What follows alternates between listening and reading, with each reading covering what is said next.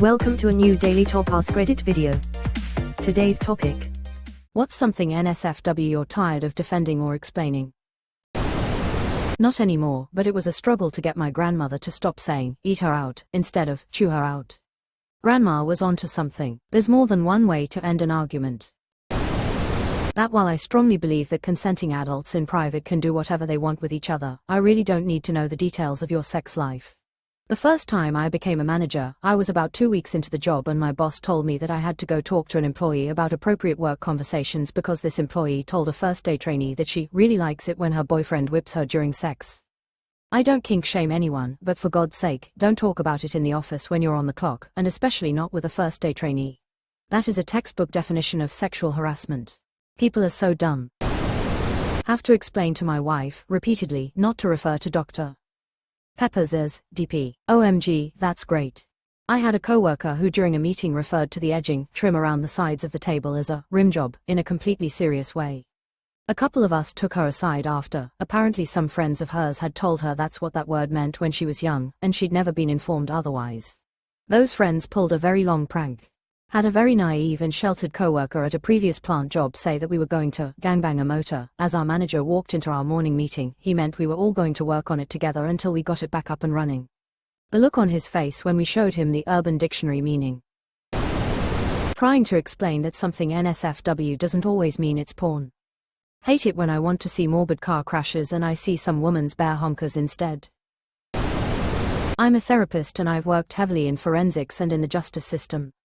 In this time, I've worked with a lot of clients that aren't technically sex offenders though they have attraction to minors or something else illegal. They haven't committed a crime, they've sought help, and they're nearly always survivors of similar trauma. But they still get treated really terribly on and offline. And it's not like there isn't a risk involved either. But they also often experience a ton of depression, isolation, and suicidal ideation for something they didn't choose. But understandably, pedophilia isn't really a topic people want to be that nuanced about. Reminds me of this article one remember reading about this kid back in my home state who got arrested for killing multiple stray cats in pretty horrific ways. I love cats and dogs so naturally I was like fuck this guy, I hope he rots in prison. Then they looked through his phone and found a bunch of Google searches like, why do I want to kill animals, what is wrong with me, mental health help for people who have urges to kill animals, shit like that, and then I just felt really bad for the guy. I still hate what he did and he deserves his time in prison, but it was pretty clear he knew he had a problem and wanted to find help but just couldn't fight those urges and felt like he had no one to turn to for help. I'm a mental hospital, not prison. After all, if the goal of prison is truly to rehabilitate, in theory, people whose issues comes from mental health should serve their sentence in mental health facilities. I read something a while back on Imgur or Reddit, don't remember, but it was a throwaway account by a guy in that same situation. He described his attraction to children, how he had never acted upon it, and he knew full well he had a problem but was terrified to ask for help.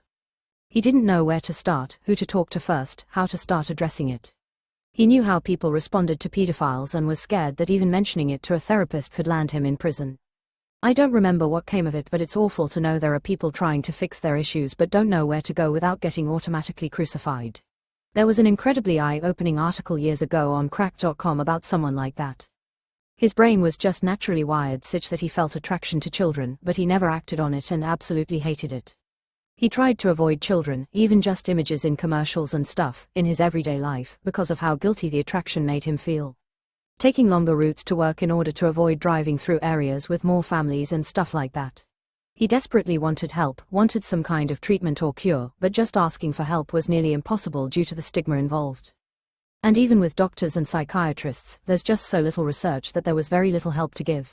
It made me realize for the first time that pedophile equals sex offender, and that we all have bad impulses or desires to varying extents, but some poor people get stuck with the extreme ones, and we should aim to help such people rather than jumping to demonize them too quickly. Edit, here's the article, from 2015. 5 ways we're making pedophilia worse. What is interesting about it is that someone attracted to children wouldn't necessarily sexually assault a child any more than a man attracted to a woman wouldn't necessarily sexually assault a woman if they were passed out in their room. Child molestation is an issue because it's easy to take advantage of a child as an adult, but if a woman was around me and was in a completely vulnerable position, I wouldn't take advantage of that because I know that it's wrong.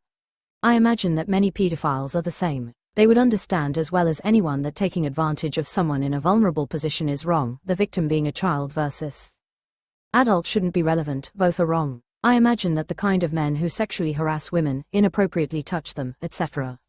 If they were pedophiles, would be the kind of person to act on those impulses, but most men don't sexually harass women, and I would hope that most pedophiles have similar morals. But we don't really know, because it's too taboo to even research, let alone find people with pedophilia willing to admit it and be involved in such a study. Cognitive behavioral therapy and cock and ball torture can coexist, you guys. What about closed beta testing?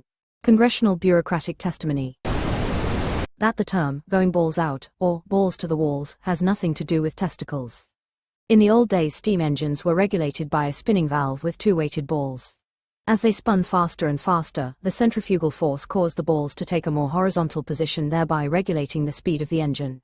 Edit to add, technically not NSFW, as it made factories safer for work. Edit number 2, balls to the wall, as an aviation term when the throttle levers had balls on them and in the max throttle position the balls were to the wall. Maybe technically less safe for work. There's more than one kind of ball. Balls out is from steam engine governors, but balls to the wall is from airplane controls. My hypersexuality is a direct result of sexual abuse when I was 4 or 5 years old. Not everyone who suffers sexual trauma closes up completely. A good number actually go the other way, whereby it is given so freely that it can never be taken away, as opposed to defending it ardently so it can't be taken away. Also, that I'm a man who suffered sexual abuse. Yes, it happens to both genders, and yes, it fucks with a man's head just as much as anyone else. Completely agree with both of these takes. Also, I'm really sorry you went through that. After pranking her over 20 years ago, it's a weekly task to have to remind my mum that taking out the bag from one cup of tea to put into another to save wasting 2 bags is not called teabagging. Unfortunately, I can't monitor her at work, and there are multiple stories of her saying, "Let's just teabag each other at lunch to save time," whenever tea supplies are low and she doesn't want to waste her lunch hour going shops. I'm more offended by what she's doing to tea. I used to do contract IT work for a company that would commonly abbreviate their business name on internal emails and docs as CPT. The business sold to new owners that decided to just use CP.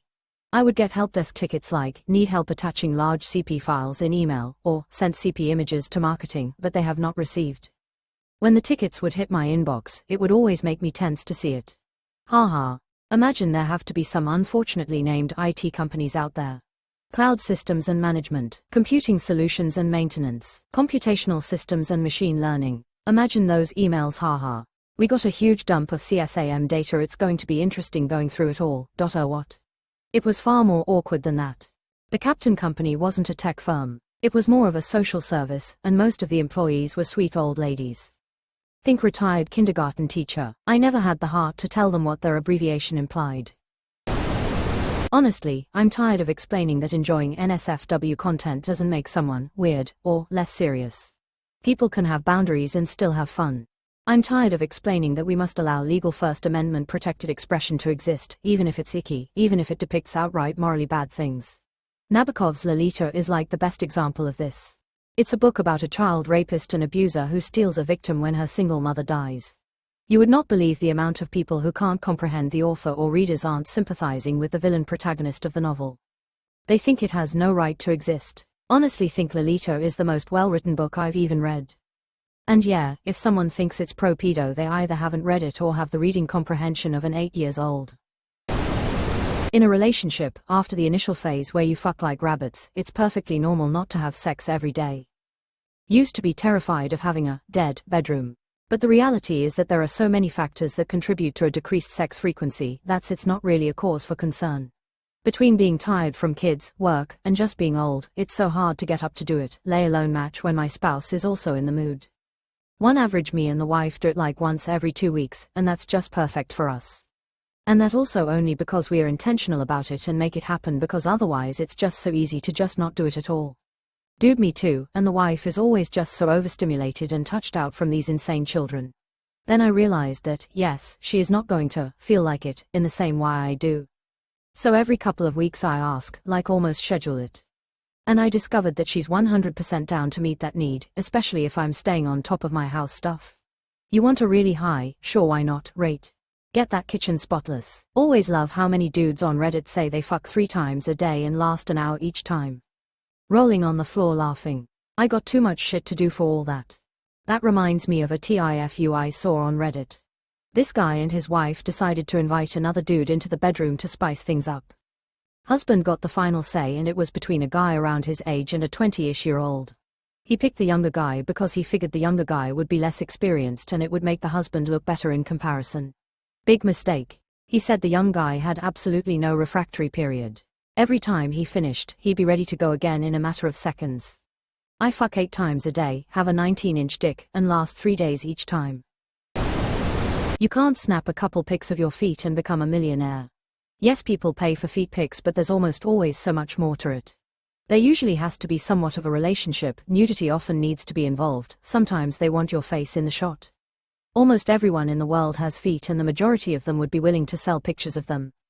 The number of people who are willing to pay for those pictures is minuscule in comparison. It's a buyer's market. For sure, selling feet pics is mostly a joke. This reminds me of when I used to be a fan artist with an established following on Tumblr many years back, and I opened up a Patreon account for a little extra spending money alongside commissions, and my cheapest tier was just a $1 USD monthly tier that was just treated as a tip jar. The number of patrons for that tier jumped noticeably after I started including exclusive photos of my cat's paws as a benefit, so I ended up making an extra $30 USD per month just from that. It was short-lived, but I laugh every time I remember a small group of people basically paid money just to see normal pictures of my cat's paws twice per week rolling on the floor laughing. However, the amount of feet in NSFW material, especially front and center, is too high. I'm sure I'm a bit of an outlier, but whenever I see or think the word feet, I immediately get flooded with the thought of bad smelling, like gym socks, feet, and it's really off-putting. Sometimes I can ignore it, sometimes I can't. Anyway, rant or whatever lol. Just a little footnote, like a lot of content creator type jobs these days, similar to streaming or producing music, it's like this because it was lucrative a while back, especially during COVID when a lot of people had a bunch of disposable income and were stuck at home, and a ton of people decided they could get rich doing it too, so now the market is oversaturated. Footnote.